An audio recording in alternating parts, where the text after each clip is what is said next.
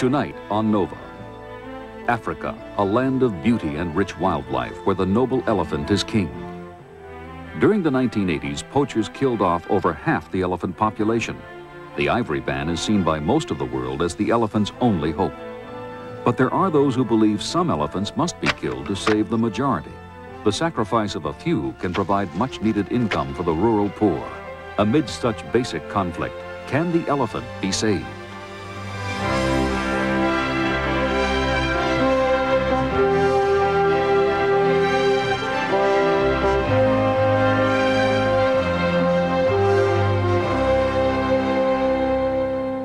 Funding for NOVA is provided by Lockheed, a bold new force in systems engineering, management, and technology services for defense, space, and industry. And the Johnson & Johnson family of companies, supplying healthcare products worldwide. Major funding for NOVA is provided by the financial support of viewers like you.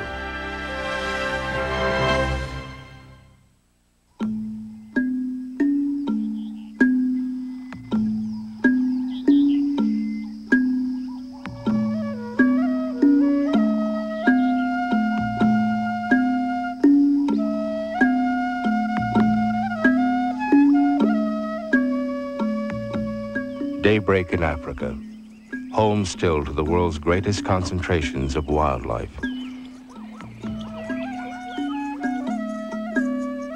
As the light grows, the stunning variety of animals that graces the continent sets about the daily business of living. For many of us, it is the elephant, largest of all land mammals, that draws our attention from the general spectacle.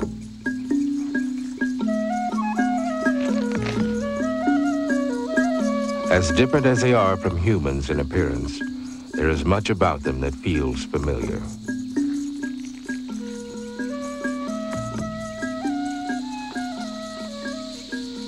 I think that one of the reasons that we find elephants so special is that they have many of the qualities that we like best in ourselves. They are very compassionate. They have extremely strong bonds, very close friendships. They're very loyal to one another. They have a lot of trust, and then they're also very powerful, have a lot of strength. Joyce Poole is one of a small group of researchers who have devoted their lives to studying the African elephant. Her insights into elephant behavior have helped shape our understanding and appreciation of these remarkable beasts. Recently, she was named Director of Elephant Conservation for the Kenya Wildlife Service. I've spent 15 years watching elephants. They are incredibly intelligent animals. I would rank them up probably with whales and dolphins and chimps and gorillas, probably just below that group. Elephants have family relationships that are like human relationships. They live in family units that are made up of related sisters, mothers, daughters, aunts, nieces, and those bonds last a lifetime. I would even say that those bonds are closer than mother-daughter human relationships.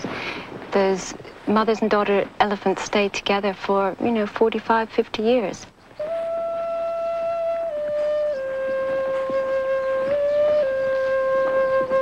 I find that elephants have a real sense of self, a real sense of themselves as being very large and sometimes rather funny animals. They have a real sense of humor. Elephants will do things, and you can tell by the expressions on their faces and the way they move that they do think that they are very funny. What they are doing is very funny, and that isn't something that you see in a lot of other animals.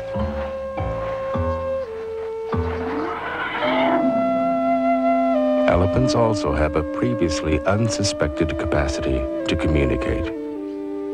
Recent research has shown that elephants use low-frequency vocalizations that are out of the range of human hearing to talk to other elephants as far as 6 miles away. Insights such as these have enhanced the elephant's stature as one of nature's special creations and made all the more shocking the realization that the elephant's days might be numbered.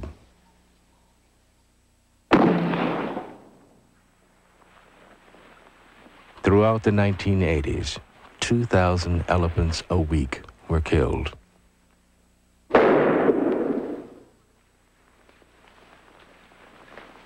They were murdered for their ivory teeth, their tusks hacked from their faces.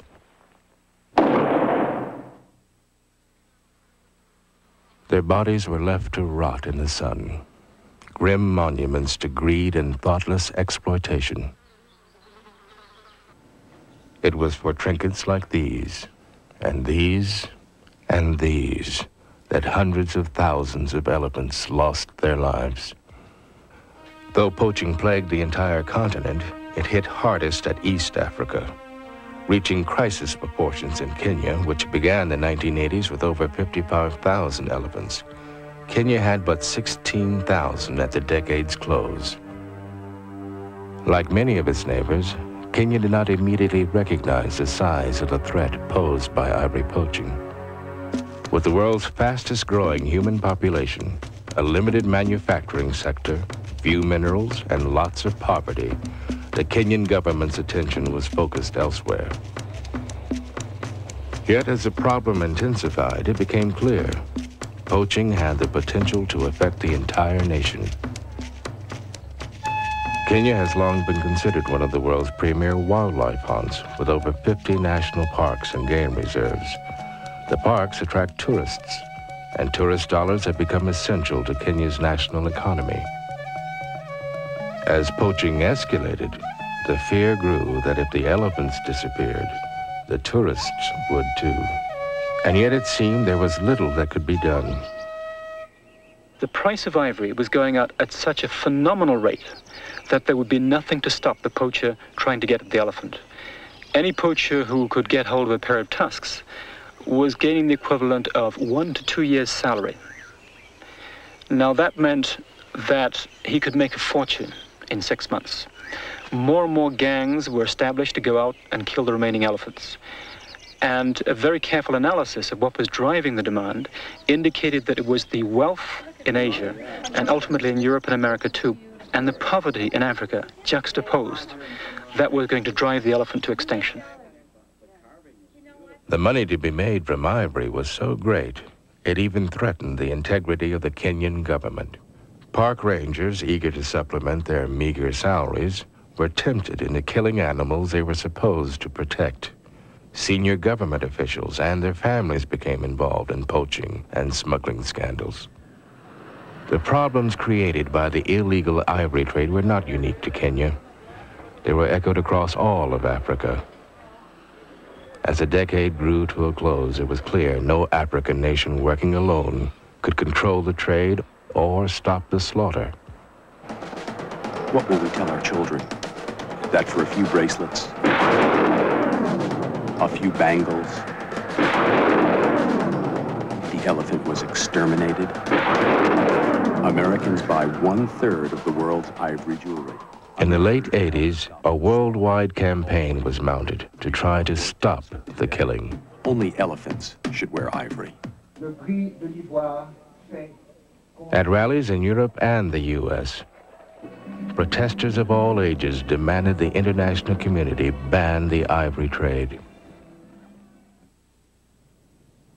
In May of 1989, famed paleontologist Richard Leakey was chosen to head a reorganized Kenya Wildlife Service.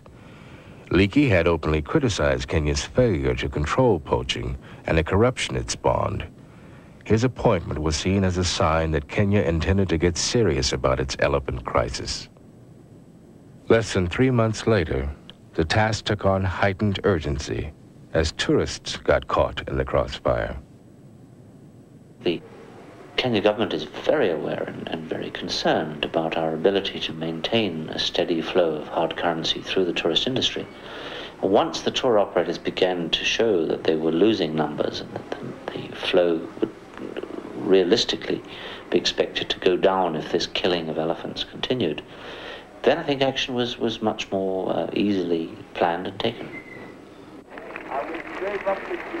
To dramatize the situation, Kenyan President Daniel Arap Moi set fire to a mountain of confiscated ivory valued at over $3 million. With this symbolic gesture, Kenya declared its willingness to sacrifice to save the elephant. But what about the rest of the world? Were other nations willing to stop the buying and selling of ivory that was driving the poaching problem? In January of 1990, the UN-sponsored Convention on International Trade in Endangered Species, known as CITES, met in Lausanne, Switzerland. After days of rancorous debate, the members voted to ban for 2 years all trade in elephant products. To the East Africans and their supporters in the international conservation community, it appeared the world had recognized an evil and decided to do something about it. But not everyone agreed. A number of southern African countries, most notably Botswana and Zimbabwe, had fought hard against the ban. They promptly announced plans to continue trading ivory, which was their right under CITES. This announcement was greeted with dismay by ban supporters. If I have my way, the legal trade in ivory will disappear totally. I do not want to see a legal trade in ivory re-establish itself, ever. I personally believe that the elephant can never be secure for so long as there is a legal trade in ivory.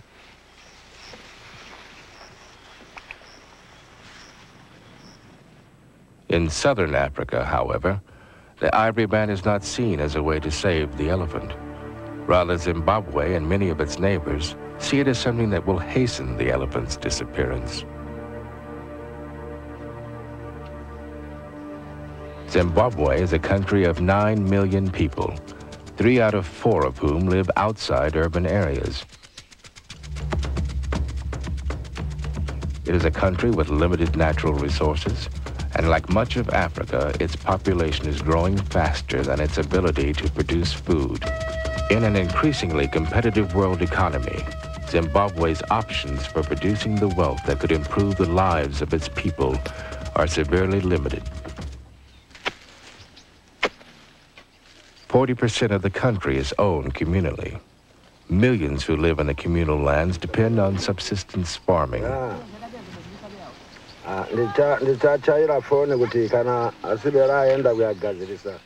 Dembura Mola is one of 30,000 people living in the Nyami Nyami district of northwest Zimbabwe.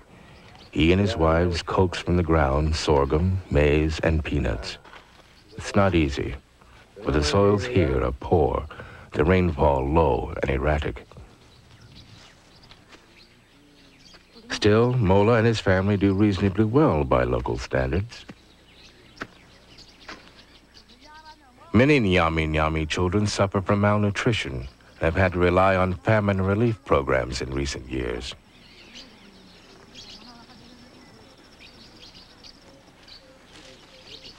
For everyone in this district, the presence of wild animals like buffalo, lion, and elephant makes a hard life harder.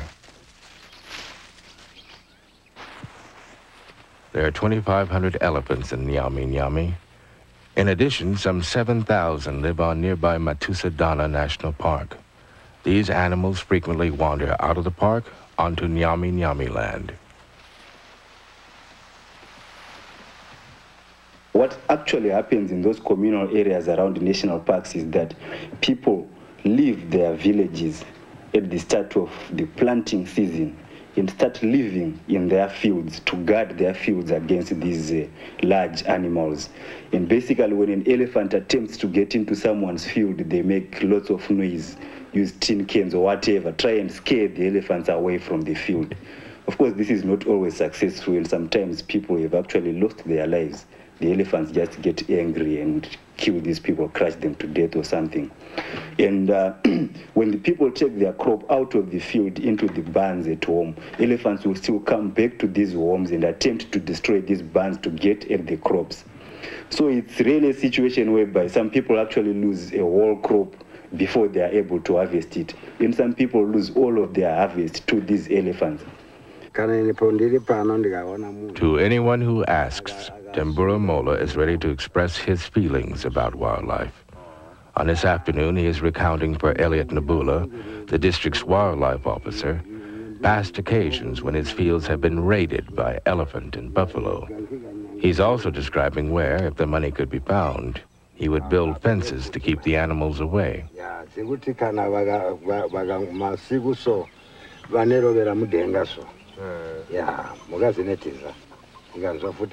For Nabula, complaints about wild animals are an almost daily occurrence. Roger, good morning. Confirm was set. Morning, Roger. Confirm, is there any item Babambo problem animal at all? More often than not, Nabula's day begins with a radio survey of crop damage reports.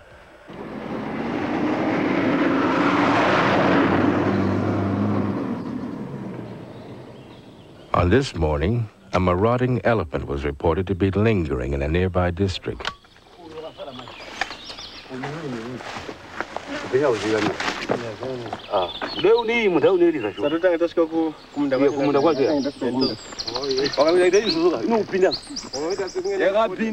The farmer whose fields had been trampled believed it to be the same elephant that had killed his son just 2 weeks before. They just walked into this elephant bull, and saw the animal. It was so close, so they had to keep it. As they were running away, they all took different directions, and this son, he was, detected by the animal, so it just went for him, and it killed him. At this moment, this villager can see but one way of easing his pain: shoot the offending animal. At least then he could share in the meat that would be distributed. Yet even if Nabula could find the elephant, which in this instance he could not, his goal would be to drive it off. At this stage, he feels that we just have to probably shoot the animals, because in the past they were shot on site. But at this stage, he was sort of trying to tell them that they've got to conserve. They've got to conserve because now, for the first time in generations, the people of Nyami Nyami have a stake in the region's wildlife.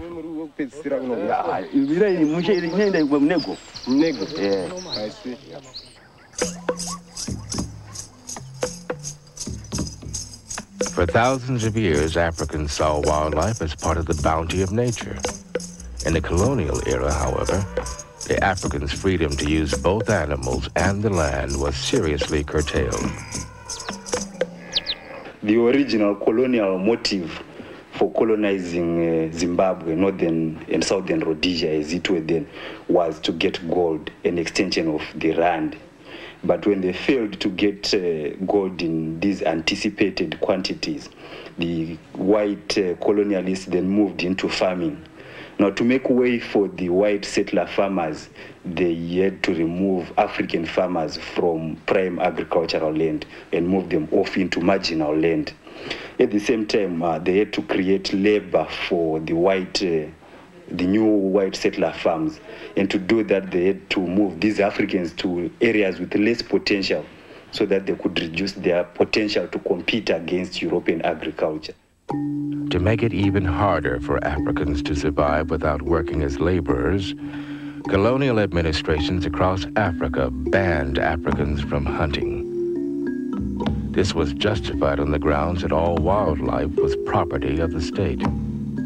And the Africans, who have traditionally been hunters for purposes of getting meat, hides, or even ivory, are now excluded from enjoying these benefits. So that what starts to happen really is that people are being prosecuted if they attempt to utilize the game in their areas. So people are alienated from wildlife. Africans were further alienated from wildlife when colonial governments in Africa began creating national parks and game reserves. These were designed to preserve wildlife, a worthy goal given the slaughter wrought by white hunters and traders. Unfortunately, little thought was given to the effect of all this on the African. In the intervening years, the antagonism between people and animals that lingers as a legacy of colonialism has intensified as they compete more directly for land on which to live. We're a third world country. There's a lot of poverty here. Why should rural communities that do not have the resources in the first place, why should they conserve wildlife? Often they see it as a pest that destroys crops, that destroys livestock, and is a danger to human life. But if they perceive it as contributing to their economic life, then they will conserve it. To make it possible for people in communal areas like Nyami Nyami to benefit from the presence of wildlife, Zimbabwe has given them the right to manage and utilize the animals on their land. Through the National Parks Department's Campfire program, local wildlife management districts are being established all over the country. This is a group from Ngandi, part of the Nyami Nyami district. This meeting, like many others since the district became part of Campfire, revolves around wildlife management issues.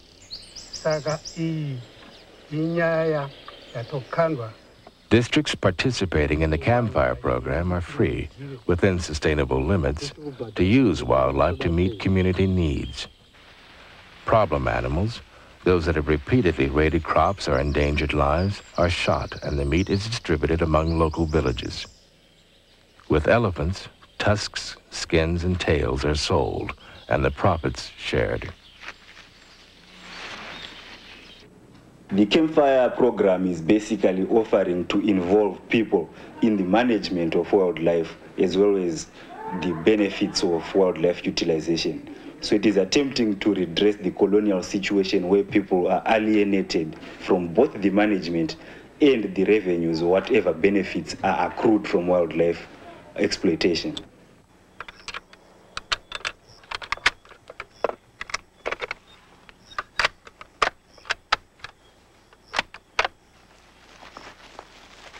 Far and away, the largest chunk of revenue coming to the district comes from big game hunters. Many hunters, like Englishman Tim Hammond, believe their sport is totally consistent with the goals of wildlife conservation. At the very least, killing animals for sport is a controversial way to conserve them. And when the animal is an elephant, emotions can run high. Zimbabwe has decided the benefits far outweigh the costs. For one particular elephant bull, we can put together a whole elephant safari from which we earn at least $20,000 US. Now, of that, the large proportion of it can be returned straight back to the community from where the elephant is living. Now, if you think in terms of a community in a rural area, on an average, a household may only earn $200 or $300 Zimbabwe dollars per annum. If you compute the value of that elephant and share it out amongst 100 households, we're talking about maybe doubling their annual income. People are beginning to want to have elephants in the area. If poachers come into the area, they say, hang on, don't poach those things. We actually want those elephants in our area. Wildlife revenues are typically used, firstly, to compensate people for crop and livestock destruction incurred from that conservation of wildlife. And secondly, it is also invested in the development of social infrastructure, such as schools, roads, clinics, which infrastructure also tends to be lacking in these marginal communal areas that we are talking about because of colonial neglect. At a third level, these revenues can also be distributed to individual households so that it becomes the household's own decision about what they are going to do with the revenue.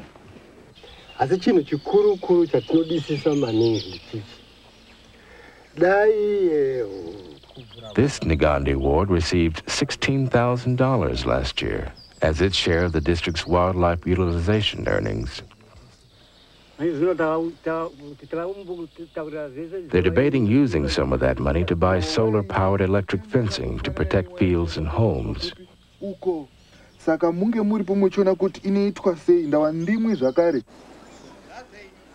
This ward elected to use its share of last year's earnings to pay cash dividends to every household.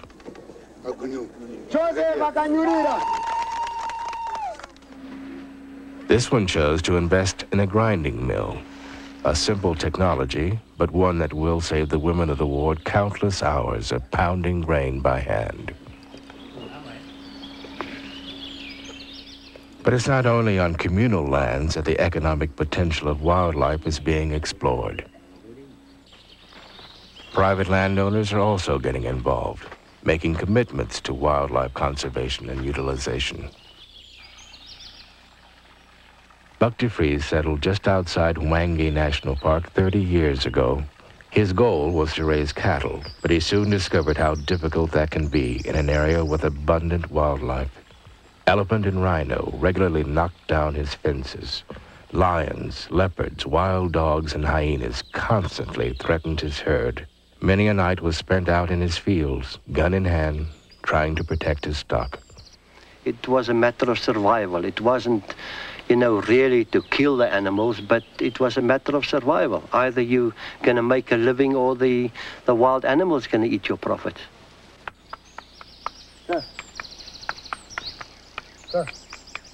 The legislation that made it possible for communal districts to control the wildlife on their land did the same for private landowners.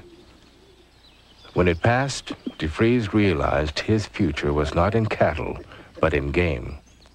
Over a period of years, DeFries sold off most of his cattle and built up his wildlife stock. Since then, he has been selling live animals to zoos and game parks, and selling the opportunity to track and shoot trophy animals to hunters and photographers. We used to sell a big ox for something like $80, that you got to keep for 3-4 years. Today just a stupid zebra skin is worth something like $800. So you just can't compare it. It's just nothing that you can compare between trying to ranch cattle and ranching game. You're looking now at 500 commercial farms in the country where wildlife is the major form of land use. In the last 2 years, 11 major rural districts in the country have adopted wildlife as their most significant form of land use. We're starting to watch a situation in Zimbabwe now where domestic livestock is being replaced by wildlife management as a form of land use. The returns from wildlife management are up to or more than $20 per hectare. That sort of money's never been realized from cattle. And it's this exciting trend that we want to see continue. 30% of Zimbabwe is now under wildlife, and we think that there'll be 42% of the country by the turn of the century. Now, that's not happening elsewhere in Africa. And we feel it's because we have decentralized, allowed people to develop wildlife schemes, placed a very high value on wildlife products. A thing like an ivory ban works exactly in the opposite direction to our conservation needs. For the present, the ban has severely depressed the international ivory market. Hoping to create a market for their own legally obtained ivory, Zimbabwe and neighboring Botswana, Malawi, Zambia, and Namibia plan to hold periodic ivory auctions. They're also exploring a variety of fingerprinting techniques that they hope will assure the world only legally harvested ivory is being sold. In Kenya, on the other hand, it is widely believed there can be no exceptions to the ivory ban if these elephants are to survive. But I am quite sure that had the international ban not come into effect, the rate of killing of elephants in Kenya would have gone on pretty much as it was, and we would have lost another 2,000-3,000 elephants by now, which would have put the national herd down to less than 15,000.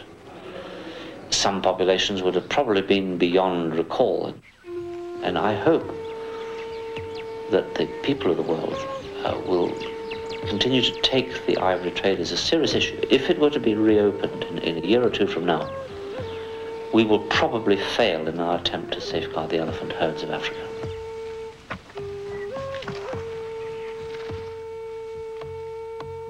Richard Leakey does agree with Zimbabwe, however. that if wildlife conservation efforts are to succeed, they must provide rural Africans with economic benefits. The land around Kenyan parks like Amboseli, Tsavo, and Masai Mara is owned by members of the Maasai tribe. Theirs is a traditional lifestyle centered primarily on the raising of cattle and goats.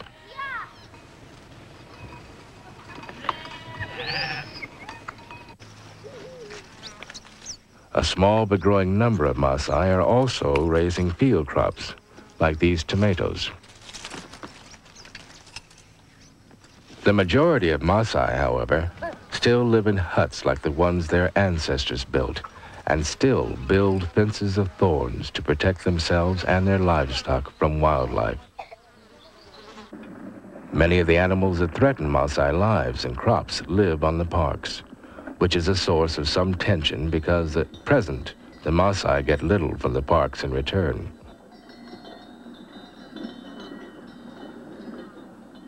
We have got to have a system where it's worth the landowner's while to have the wildebeest and the zebra and the elephant moving across his land.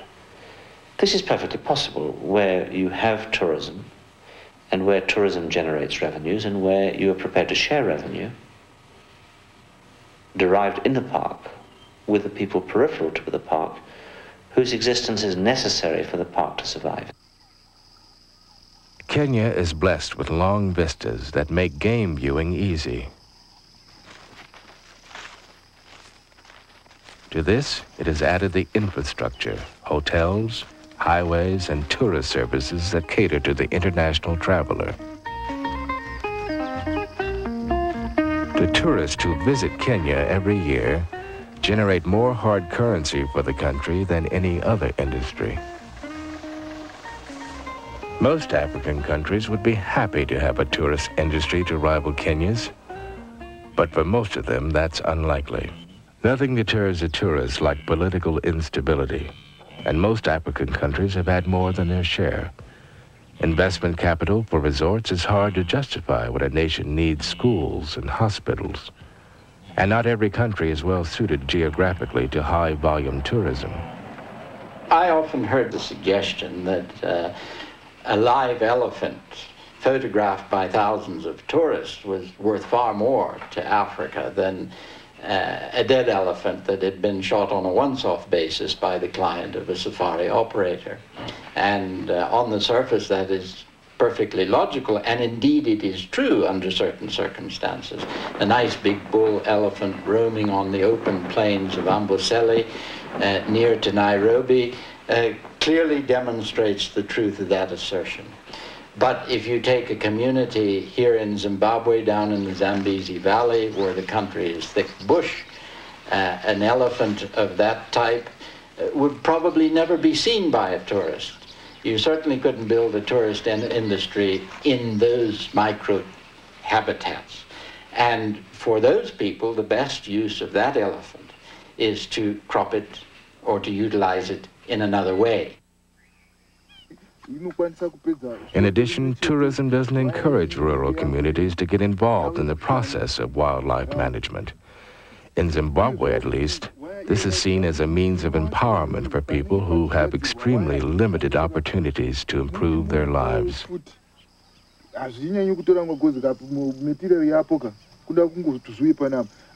We've gone through a learning process on this. Perhaps 10 years ago, we thought it was enough to manage wildlife in the communal lands and hand out a few paychecks to the local people and think that that would cause them to appreciate wildlife. We've learnt over those 10 years that's not good enough.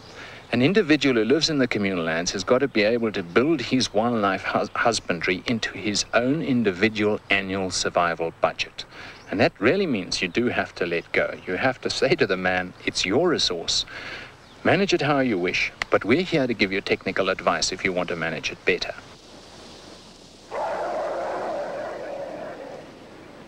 Zimbabwe's approach to wildlife management has been so effective that in many parts of the country there are simply too many elephants.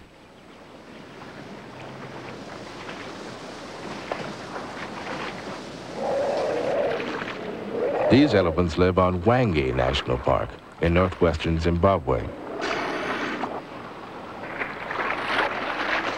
Hwange was created in the 1930s. It comprises 14,000 square kilometers of arid woodland set on the eastern extension of the Kalahari Desert. Over the years, dozens of wells have been drilled to supplement Hwange's meager natural water supplies. As a result, wildlife, including elephant, have flourished here on what would otherwise have been marginal habitat.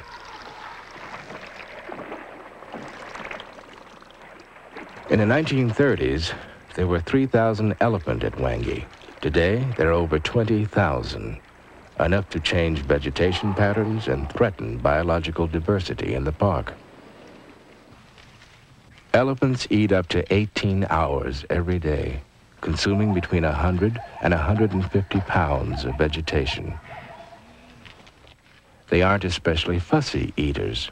Grasses are a staple, but so are leaves, seed pods, small branches, and the bark of trees.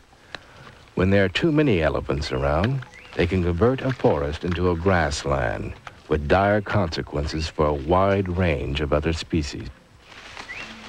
In time, elephants will even eat themselves out of house and home and starve.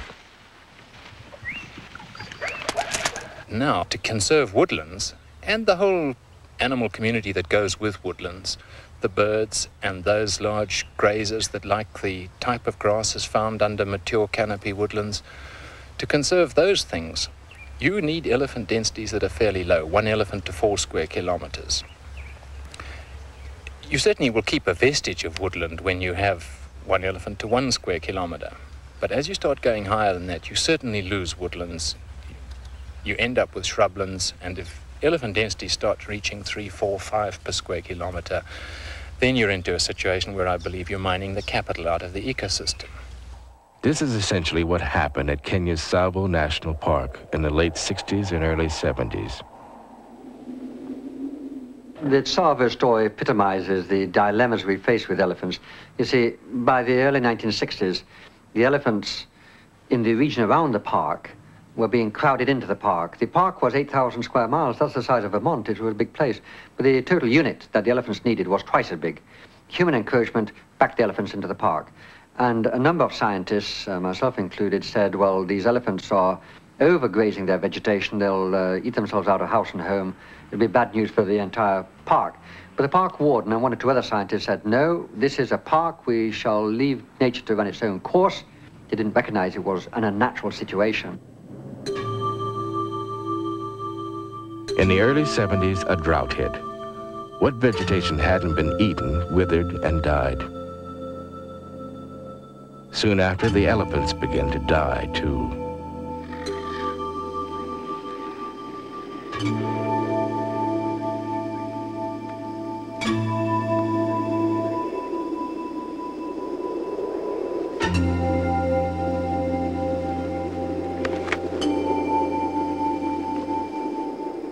Within a year, over 10,000 elephants and countless other animals had starved.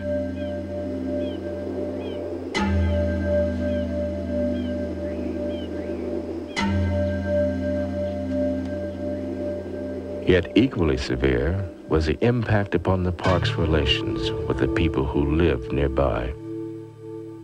The drought that had caused this elephant crash, together with their previous history, was also affecting human communities outside the park who were also starving and in some cases dying. They looked over the park boundary and saw those big mountains of good meat, elephant meat, being left to the hyenas, and they were told by the park warden, you cannot have 1 single forkful of all that meat because it's a park.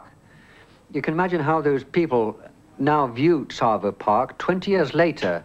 According to people I've talked with in bars around that park, they are still waiting for the day when they can abolish that park altogether because of the way that it was presented to them at the time of their great need. You see, in the early 1970s, we had a problem of dying elephants, dying people. If we put those 2 problems together, we could have had one real pretty good solution, especially if we'd cropped the elephants ahead of time.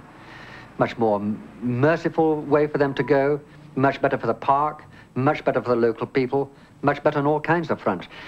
Today, the elephant numbers are way, way down because of all the poaching, but sooner or later, their numbers will bounce up if ever we get rid of the damn poachers. And then we should be faced with the same old problem. What do we do when we get too many elephants? Zimbabwe's elephant herd has doubled in the past 25 years to 60,000 animals. That's almost twice what National Parks Department scientists consider the optimum herd size for the country. Ecologist Mike Jones and botanist Kathy Martin work at Hwange. It's their job to monitor changes in park vegetation that might indicate a shift in the ecological balance that has been established here. This really dark stuff would have been the acacia, and perhaps this was teak, and this bit in here is teak. Yeah, and I think that's still there. It's that teak that's still there. All that acacia wood was gone. Yeah. This is the 83. Yeah. This is the 60, is it? 59. Yeah. There's been about a 50% change. And there's almost nothing left. There's virtually nothing left. Yeah. Any changes they're seeing now would have been far more dramatic if Hwange's managers hadn't decided some time ago to control the number of animals living in the park. The grassland. If we had the means of translocating them to Kenya or to any other country, we would do it. But because the elephant is so bulky, you can't do it. We have to kill it in order to reduce the numbers to manageable levels, in order to protect the food source of the very same animals that we want to protect. It's a human-made problem. It's not the elephant's fault. We've backed them into a corner where there's not enough room for them to live. We have to reduce their numbers within the carrying capacity of their habitats. And that's, I'll say it in so many words, we kill off the excess. We kill large wild animals inside protected areas. And I say, I have 1,000 voices inside my head saying, don't talk such rubbish. But we've set up this problem. Only we can unset it up, and we've got to go and do it, even though we'll have blood on our hands.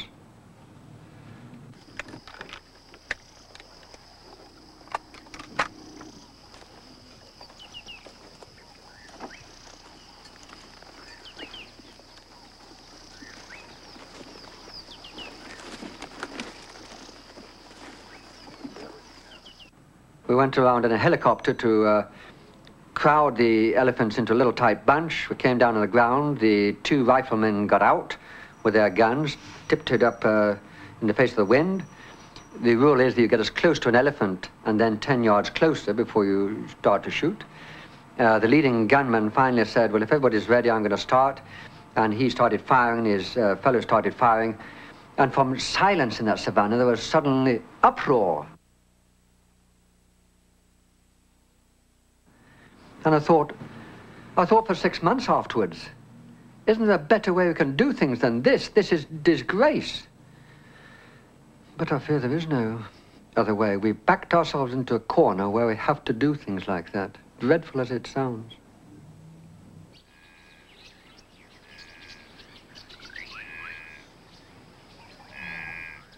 Zimbabwe takes a position that it must cull elephants if it is to maintain biological diversity in its national parks. The animals that are culled are treated as a resource to benefit local people. Every animal culled is immediately skinned and butchered. A full-grown elephant can provide 1,000 kilograms of prime meat. Dried, this valuable source of protein can remain edible for up to a year. The government has also realized economic benefits from elephant culling by marketing elephant skins and ivory.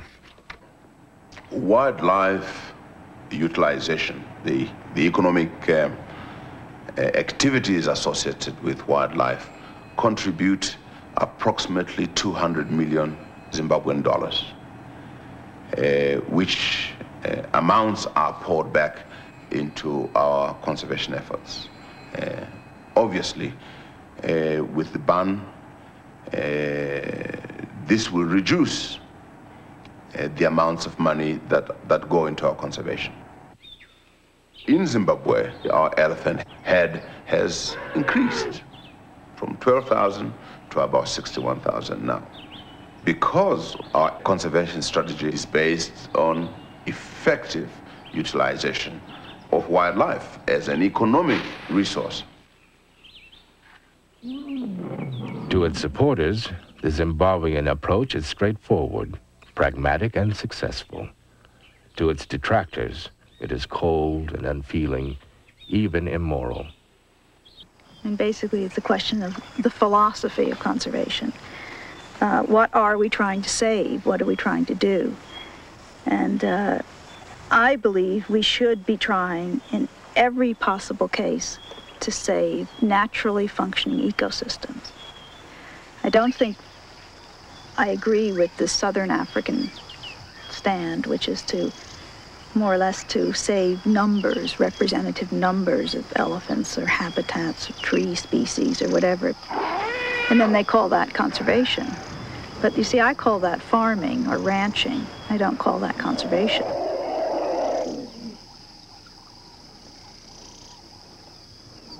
I would rather see no elephants than elephants being culled. And that's an extreme position, but that is the position I've come to hold, just because I think it is morally unjustified to kill elephants and to treat them like so many mice and just cull off what you think shouldn't be there. They're too intelligent, they live too complicated lives for us to treat them that way.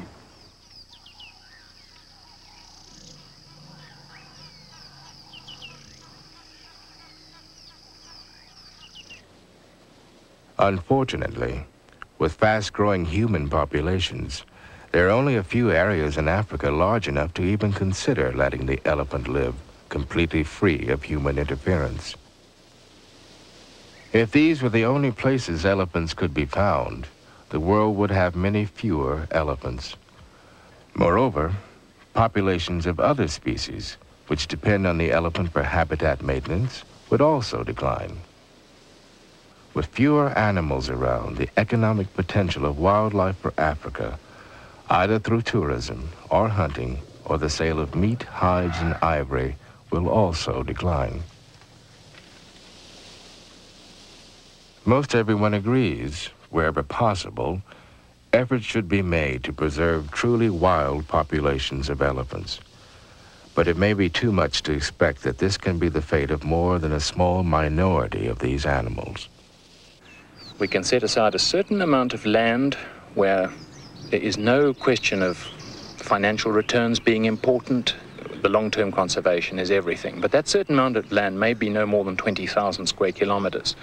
The remainder of our unsettled state land under wildlife will have to pay for itself, and it may even in the end have to subsidize the special protected areas.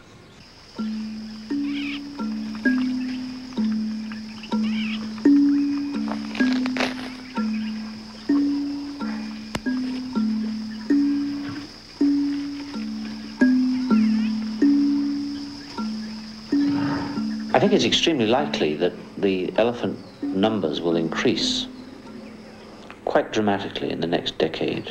And I think we have to anticipate this increase and recognize that it is going to bring problems.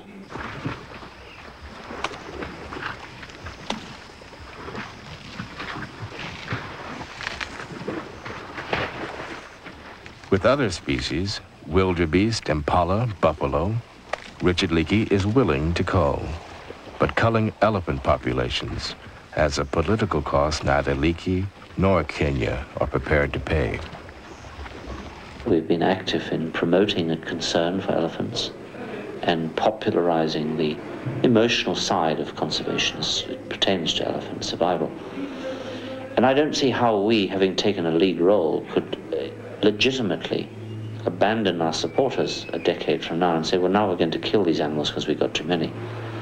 And I think people would quite rightly say, well, what happened to their social patterns and their family structure and the little ones and the old ones, the sick ones? And we're not operating in a political vacuum, we're operating in an international community, and Kenya would get very bad press if we were to take a position diametrically opposed to our present stance. But the question remains, What do you do when you have too many elephants? Because of poaching, Kenya hasn't faced this issue since Tsavo 20 years ago. But now, Amboseli National Park is showing signs of overcrowding. The challenge for Kenya is to find alternatives to culling. One possibility would be to get the Maasai that live just outside Amboseli's borders to tolerate more elephants on their land. The Kenya Wildlife Service plans to give the Maasai 25% of Amboseli's gate receipts. If the Maasai accept this as adequate compensation, then ways can be explored for driving the animals out of the park. David Western has devised one possible approach. Our idea is that elephants have become so concentrated into these tiny swamps on which they depend that if we force a drought by closing them off with electric fences, we can re-establish the migrations of elephants in this area outside, and that would preempt any need to cull elephants in our estimation. Starting at about 5 feet 6 to 5 feet 10, we have 3 wires driven by a solar electric panel turning out 5,000 to 7,000 volts. Now that's enough to give an elephant an enormous jolt and enough to knock most people on the ground. So by setting up a small electric fence, we can create an artificial drought which will drive the elephants back out of the park sooner than they would otherwise be driven by a natural drought. This scheme is designed to increase the range of Amboseli's elephants. If it works, it could buy the park some time, but the day will come when there are more elephants here than the land can sustain. Richard Leakey is hoping for a longer-term solution. I personally believe that the introduction of some form of contraception, the interference with the female reproductive cycle, possibly the male, is one way that we should explore. I think just because it hasn't been done and nobody's got the solution around the corner doesn't mean it can't be done and won't be done. I believe it's an option that is well worth exploring and an option that we intend to explore, and we will put money into this program over the next few years because I think it is likely to be a very important way forward. Elephant contraception will take time to develop. When and if it's introduced, there will still be questions about whether it can be administered to huge migrating populations of wild animals. Assuming controls on the illegal trade in ivory remain effective, there's reason to believe the elephant will not be threatened with extinction anytime soon. It's also clear that the elephant's future is very much tied to the future of rural Africans.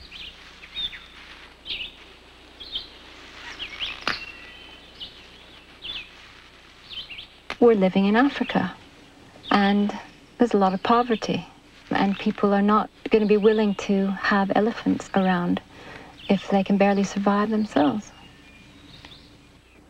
You know, we're going to have to decide where people are happy living with elephants and where they're not happy with living with elephants. There are people who just close their eyes to the problem and say, yes, we want elephants in the world. It's unethical to kill elephants, we want elephants, and that's that. And then there are people who just see the other side. People who just have them stamping on their crops. People who make $6 a month and are trying to survive. It's a balance between the two, and it's very hard.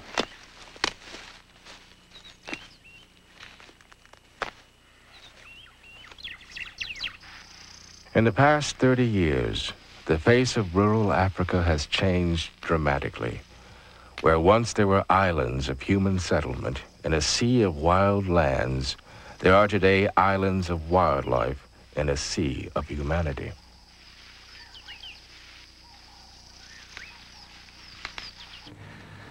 We've tried to play Noah. We've found our ark is miserably too small. It's absurdly too small. And as a result, we are now playing God. We don't realize that for the most part. You don't hear wildlife scientists or park wardens or wildlife director saying that. That's what it amounts to. We are determining which species shall live on this planet with us and which, in effect, shall be put over the side of the boat.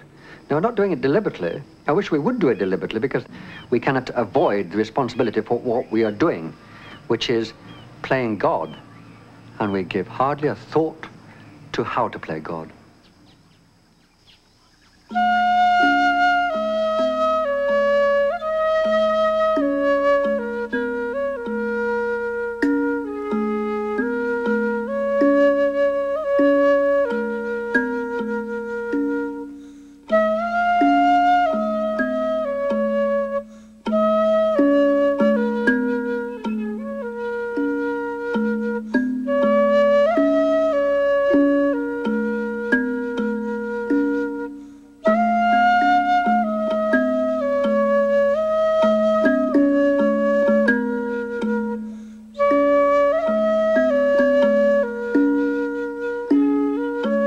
This episode of Nova will repeat this Sunday at 5 p.m.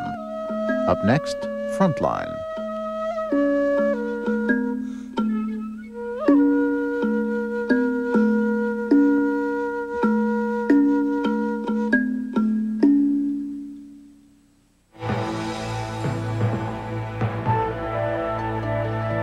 Funding for NOVA is provided by the Johnson & Johnson family of companies, supplying healthcare products worldwide. And Lockheed, a bold new force in systems engineering, management, and technology services for defense, space, and industry. Major funding for NOVA is provided by the financial support of viewers like you. For a transcript of this program, send $5 to this address or call 212-227-READ.